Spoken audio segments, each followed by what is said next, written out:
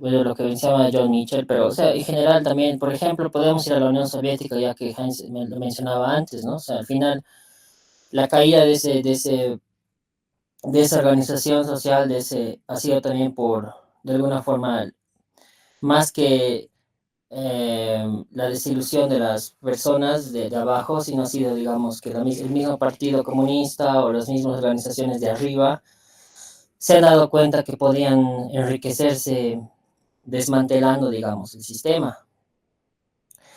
Entonces queda como pendiente, ¿no? Ver cómo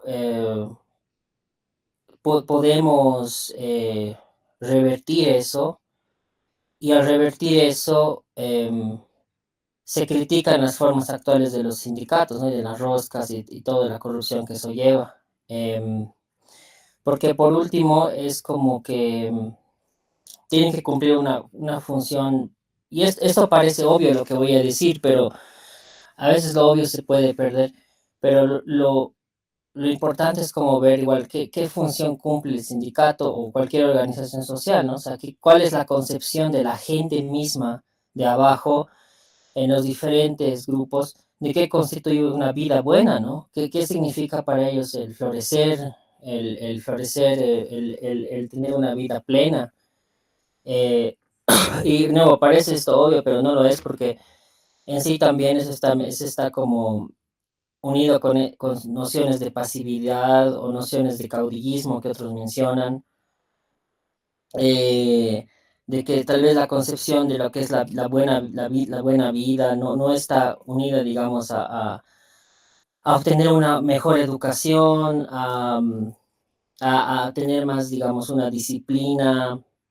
Un tema bien importante en el país, ¿no? La disciplina, la disciplina y el respeto a las normas, ¿no? Que vivimos en un país muy complicado que, digamos, todos tenemos derechos o sea, nos pensamos con el derecho a bloquear, y eso no está diferenciado, digamos, de nuestras nociones de protesta. Entonces, también creo que eso es importante para entender el sindicalismo, etcétera, es qué es la buena vida, qué sentido de comunidad tienen estos diferentes grupos, ¿no? En diferentes estratos sociales, etcétera, y de cómo ahí, digamos, puede espontáneamente quizás nacer otro tipo de organizaciones que van a desafiar lo que ahora pensamos que es sindicato, digamos, que es una organización social, ¿no? Que probablemente se van a quedar más en lo que es arcaico. Eh, pero bueno, siempre agradezco estos conversatorios porque me actualizan y bueno, pues aquí sigo acompañados. Gracias. A ti, Jorge. Y mira, pones este asunto, la historia de los sindicatos en lo que es Bolivia tiene, podríamos ver dos etapas, incluso hoy ya podríamos mencionar una tercera etapa con esta actualización que tenemos y este tema a partir de como una de las conclusiones de este conversatorio. Una primera etapa se encuentra antes de lo que le llaman la Guerra del Chaco. El intermedio estaría entre lo que es el final de la Guerra del Chaco y la Revolución del 52. Hasta ahí se notaba, dice, la influencia de una formación sindical, incluso de corte anarquista, dentro de lo que era por lo menos la parte de ciudades como el Alto, perdón, La Paz, el Alto todavía no estaba conformado como tal, la ciudad de La Paz, la parte de Cochabamba, Oruro y todo y ese sector. Por un lado, entonces, viene la guerra del Chaco y bueno, los que vuelven con la conciencia de haber participado en ese conflicto, cambian un tanto este sentido anarquista o de independencia sindical, entre comillas, con un ente matriz, para luego mutar en lo que es la revolución de los 52 hacia una estructuralización como tal, con la COVID a la cabeza, de lo que sea esta concepción de lo sindical. Una tercera etapa vendría a estar dada a partir del 21060 y la relocalización y cómo es que ha mutado, ¿no? De nuevo, y hoy tenemos lo que estábamos considerando y trabajando esta idea entre todos de estos sindicatos en el sentido informal, pero incluso de lo que podemos llamar identidad, clase y demás, ¿no? ¿cómo es que incluso podríamos atrevernos a pensar ahora, habrá en algún sentido de nacionalismo en estos sindicatos formados, más allá de que sean formales o informales? ¿Existirá una educación dentro de lo que es estos proyectos sindicales como tal, o solamente están para salvar y solamente son un recurso de sobrevivencia que no educa más allá de esto, no te da una proyección de país, un sentido de país como tal, que en últimas podría inclinar la balanza hacia decir, bueno, porque vamos a apoyar al Estado, es que tenemos que comenzar a tributar. Y si eso significa formalizarnos, pues adelante. Pero en tanto no existe esta figura, bueno, al parecer vamos a continuar así dando vueltas como una especie de maldición, una especie de volver a repetir la historia pasada con nuevos artistas, pero que siempre tiene en últimas a esta condición de sobrevivencia del país, ¿no? Pero se están planteando nuevas cosas. Entonces, esta tercera etapa del sindicalismo estaría entonces en auge ahora. Uh, bueno, compañeros, si alguien más levanta la mano, porque ya son las 10, entonces vamos a comenzar a hacer las conclusiones. Adelante, Anatoly. Compañero Heinz, yo quería sugerir a los temas tal vez respecto a los siguientes conversatorios. Y como saben todos estamos en época electoral prácticamente y yo anoté algunas sugerencias en el chat, pero quería ver qué opinan, ¿no? Sobre tratar tal vez temas más relacionados ya con la cuestión electoral. Son algo que da mucho contenido para conversar, hay muchas pasiones encontradas en ese tema, pero yo creo que también es una conversación necesaria a nivel de YouTube.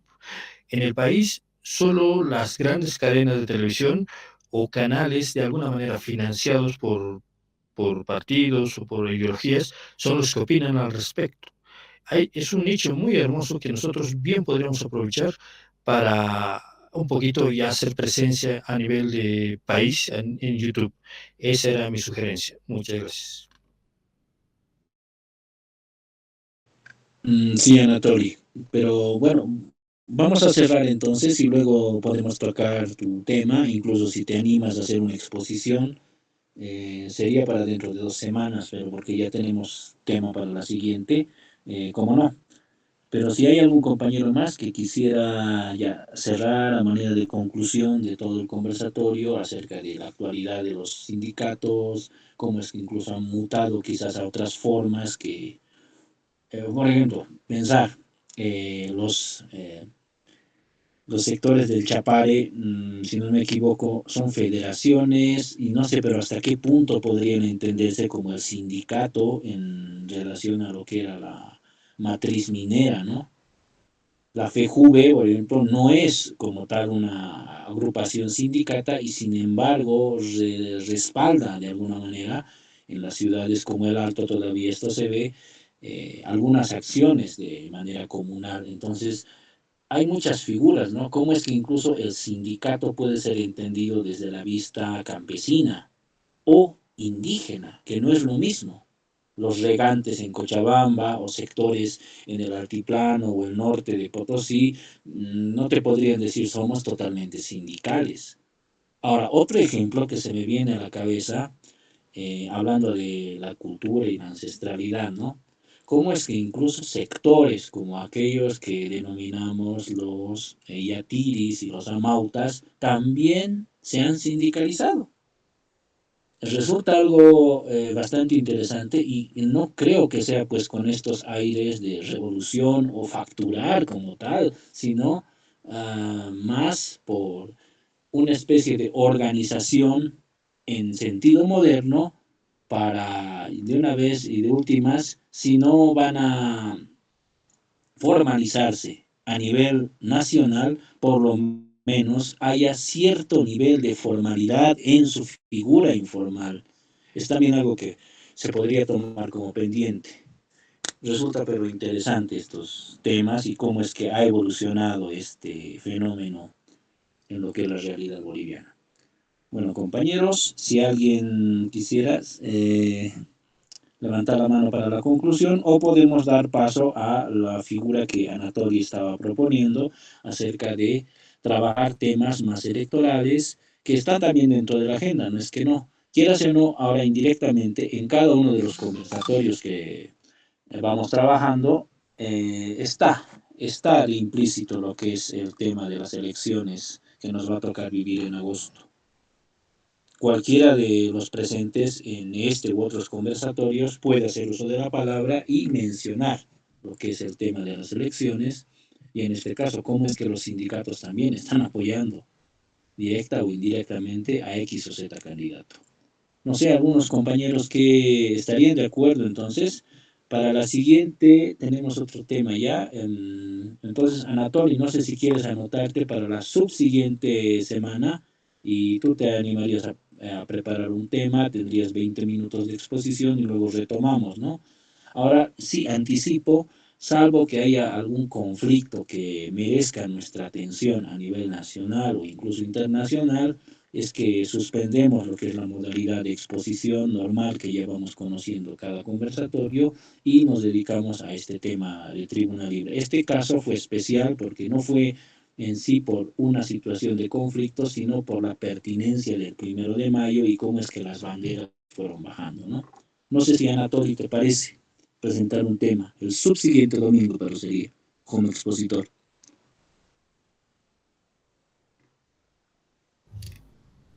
Compañero Heinz, si Dios quiere, me parece bien.